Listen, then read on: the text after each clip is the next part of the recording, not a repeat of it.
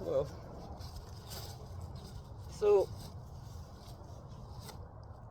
the human mind is, God, it could be our worst enemy, it could be our best friend, it could be the worst critic, you know.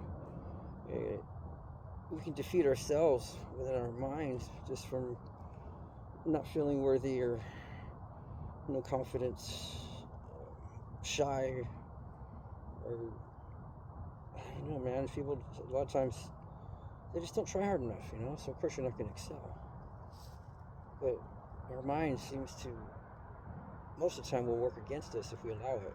You know, we're in control of our own fate and destiny, and all the choices we make, and who we're with, and what we're doing, and where we're going. And it's the choice that you make to put yourself where you're at. And any situation that happens, usually, unless you're kidnapped or something, you know, you're a little kid and your parents take care of you, whatever, you have no control. More or less, though, you're in control of your own destiny. You know, you make your own path and fate by the choices, especially who you want to go around and what atmosphere you put yourself in. You know, we're definitely a product of our environment and our atmosphere.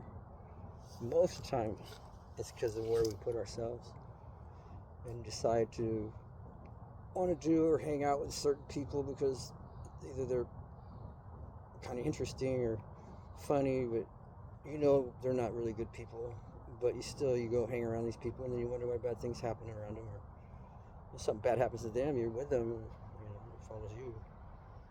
I've never been one to have somebody have a black cloud and just want to be their friend. Maybe talk to them, you know, if I know them for a long time and stuff, but you gotta stay away from these people, man. They'll drag you down.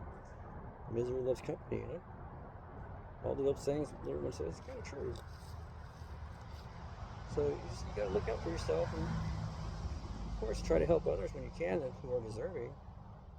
But even when you try to help everybody, and even though you want to give someone the benefit of the doubt, say, oh man, he might, or she might, you know, it might be cool since I'm helping them. Maybe, no. Usually once bad, always bad. I mean, sometimes people can snap out of it, but most part, what I've seen, no.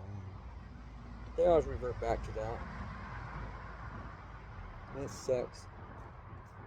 Society's really gone down in bad ways. Like a social sickness of social media sickness is what I call it.